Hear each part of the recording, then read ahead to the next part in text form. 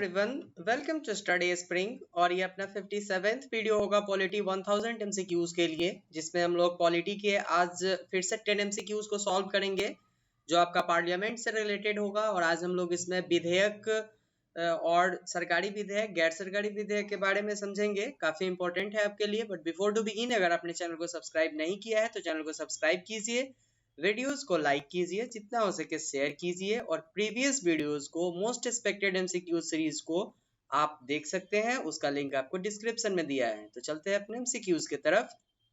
पहला क्वेश्चन है आपके पास, साधारण विधेयक को अधिनियम का रूप लेने के लिए कितने स्तर से गुजरना होता है। इंपॉर्टेंट क्वेश्चन है, आपसे क्वेश्चन पूछे जा सकते हैं ऐसे, क्योंकि यहाँ पे आपको दो चीज दिया गया हुआ है कि साधारण जो विधेयक होगा उसको एक अधिनियम का रूप लेने के लिए आखिर कितने स्टेप से होकर के गुजरना पड़ता है।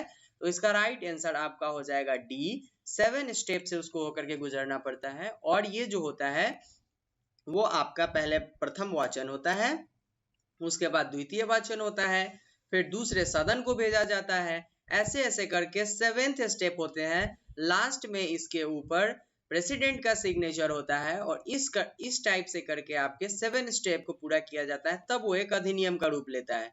राइट आंसर आपका घ हो जाएगा। नेक्स्ट क्वेश्चन देखते हैं, विधेयक कितने प्रकार के होते हैं। क्या विधेयक सरकारी होते हैं या गैर सरकारी होते हैं, दोनों होते हैं, इसमें से कोई नहीं होते हैं। इसका जो राइट आंसर हो जाएगा वो ग हो जाएगा, दोनों। क्योंकि विधेयक जो होते हैं वो सरकारी भी होते हैं और गैर सरकारी भी होते हैं। एक छोटा सा डिफरेंस होता है कि सरकारी विधेयक किसे कहते हैं और गैर सरकारी विधेयक किसे कहते हैं। तो वो विधेयक जो मंत्री परिषद के द्वारा पेश किया जाता है, मंत्री परिषद के सदस्य के द्वारा पेश किया जाता है, वो सारे सरकारी विधेयक होते हैं। और जो मंत्री परिषद के सदस्य के अतिरिक्त पेश किया जाता है वो सारे गैर सरकारी विधेयक होते हैं। अब आपको दो जगह पे कंफ्यूजन होगा कि मंत्री परिषद किसको कहते हैं। तो जब कैबिनेट स्तर के मंत्री को हेल्प करने के लिए और भी सारे सदस्य जोड़ दिए जाते हैं तो वो सारे चीज को हम लोग मिला करके बोलते हैं मंत्री परिषद। इंपॉर्टेंट है। और गैर सरकारी विधेयक हो जाएंगे अब जो इस मंत्री परिषद से अलग जितने भी सदस्य हैं वो अगर किसी विधेयक को पेश करेंगे तो वो आपका हो जाएगा गैर सरकारी विधेयक। और गैर सरकारी विधेयक को पेश करने के लिए महीने के हैं, ठीक है, एक महीने के लास्ट में जो शुक्रवार होता है उसमें 2 घंटे का समय दिया जाता है आपको, ठीक है, उसके अंदर ये पेश किया जाता है गैर सरकारी विधेयक। इंपॉर्टेंट क्वेश्चन है। नेक्स्ट क्वेश्चन देखते हैं हम लोग, सरकारी विधेयक कितने प्रकार के होते हैं। तो सरकारी विधेयक 2 प्रकार के होते हैं। एक साधारण विधेयक, जो मैंने पहले बताया कि साधारण विधेयक को 7 स्टेप से होकर के गुजरना पड़ता है एक अधिनियम का रूप लेने के लिए। और एक होता है धन विधेयक। तो धन विधेयक जो होता है वो स्पेशल पावर होता है, केवल ये जो है वो सरकारी विधेयक ही होते हैं। गैर सरकारी विधेयक, धन विधेयक कभी हो नहीं सकता है। धन विधेयक को कभी भी सरकारी विधेयक ही बोला जाएगा। और तो इसलिए हम बोल सकते हैं कि सरकारी विधेयक 2 तरीके के होते हैं, वो साधारण विधेयक भी होते हैं और धन विधेयक भी होते हैं। लेकिन धन विधेयक के लिए जो स्पेशल पावर होता है वो लोकसभा के पास होता है। और यहाँ पे क्या होता है कि राज्यसभा को 14 दिन के अंदर में इसको रिटर्न करना होता है। और बाकी जो विधेयक होते हैं वो लोकसभा से पास करके राज्यसभा को दिया जाता है फिर से इसको पास करने के लिए, ठीक है। लेकिन धन विधेयक जो होता है वो दिया जाता है राज्यसभा को 14 दिन के अंदर में रिटर्न करने के लिए। बहुत इंपॉर्टेंट क्वेश्चन है। ये सारे जो बेसिक चीज है वो आपको पूछे जा सकते हैं एग्जाम में, इसलिए छोटे छोटे चीजों पे ध्यान देना है हम लोगों को। देन हम लोग बड़े एमसीक्यूज को, डिफिकल्ट एमसीक्यूज को सॉल्व करेंगे जो मोस्ट एक्सपेक्टेड एमसीक्यूज का सीरीज चल रहा है उसमें। तो ये सारे छोटे छोटे फैक्ट आपको दिए जाते हैं जो आपको काफी हेल्प करते हैं मोस्ट एक्सपेक्टेड एमसीक्यूज को सॉल्व करने में। सारे लोगों का रिजल्ट काफी अच्छा आता है। जो भी मैसेज करते हैं मुझे इनबॉक्स में, मेरे फेसबुक पेज पे स्टडी स्प्रिंग के नाम से, वहां पे बहुत खुशी मिलती है हमको। नेक्स्ट क्वेश्चन देखते हैं हम लोग, संसद के सदन में धन विधेयक को कौन पेश करता है। बहुत इंपॉर्टेंट क्वेश्चन है ये। और इसको जो पेश करते हैं वो केवल मंत्री परिषद के ही सदस्य पेश कर सकते हैं। ये गैर सरकारी विधेयक कभी हो ही नहीं सकता है। तो मंत्री परिषद के सदस्य ही इसको पेश करेंगे। और अगर मंत्री परिषद के सदस्य इसको पेश करेंगे तो ऑब्वियसली ये सरकारी विधेयक होगा। नेक्स्ट क्वेश्चन देखते हैं हम लोग, संसद के किस अनुच्छेद में धन विधेयक की परिभाषा दी गई हुई है। Important question. इसका राइट आंसर आपका हो जाएगा 110। बहुत इंपॉर्टेंट क्वेश्चन है, बार बार एग्जाम में पूछे जाते हैं और ये डायरेक्ट एग्जाम में पूछे जाने वाले क्वेश्चन है, इसलिए इसको रटना है। ऐसे क्वेश्चन जो डायरेक्ट एग्जाम में पूछे जाएंगे उसको हम लोग बस रट के रखेंगे, उसको ज्यादा उसके ऊपर दिमाग नहीं लगाना है, उसको केवल रट लेंगे हम लोग। इसका राइट आंसर आपका ग हो जाएगा। नेक्स्ट क्वेश्चन देखते हैं हम लोग, कोई विधेयक धन विधेयक है या नहीं, इसका निर्णय कौन करता है? तो इसके जो निर्णय है वो लोकसभा के अध्यक्ष करते हैं और स्पेशल पावर है ये स्पेशल पावर है लोकसभा के अध्यक्ष का कि वही इसका निर्णय करेंगे कि कोई विधेयक धन विधेयक है या नहीं।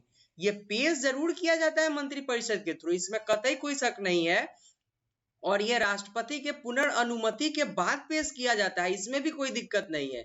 लेकिन अगर कोई विधेयक धन विधेयक है या नहीं, इसका अगर निर्णय करना होगा तो वो हमारे लोकसभा के अध्यक्ष करेंगे, लोकसभा के स्पीकर करेंगे, और ये स्पेशल पावर है लोकसभा के अध्यक्ष का। नेक्स्ट क्वेश्चन देखते हैं हम लोग, किसके सिफारिश के बिना धन विधेयक को संसद में पेश नहीं किया जा सकता है? काफी इंपॉर्टेंट क्वेश्चन है। मैंने ऑलरेडी आपको जब एमसीक्यूज में करता हूं तो कुछ ऐसे इंपॉर्टेंट चीज होते हैं जो मैं पहले ही आपको बता देता हूं, तो ऑप्शन क्लियर करने में आपको दिक्कत नहीं होता है। इसका राइट आंसर आपका ए हो जाएगा, राष्ट्रपति। पहले राष्ट्रपति पुनर्अनुमति देते हैं कि धन विधेयक को पेश किया जाना चाहिए, तभी धन विधेयक पेश किया जा सकता है, अदरवाइज नहीं।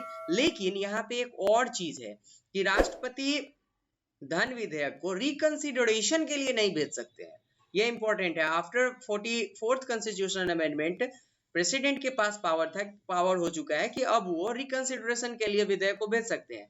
लेकिन जब राष्ट्रपति ऑलरेडी यहाँ पे पुनर्अनुमति दी है कि धन विधेयक को पेश किया जाए, तो फिर इसको वो क्या करेंगे कि पुनर्विचार के लिए कभी भी, रिकंसिडरेशन के लिए कभी भी नहीं सेंड कर सकते हैं। यहाँ पे उनका पावर थोड़ा सा कम हो जाता है धन विधेयक के रूप में, ठीक है। तो ये इंपॉर्टेंट है, इसका राइट आंसर ए हो जाएगा।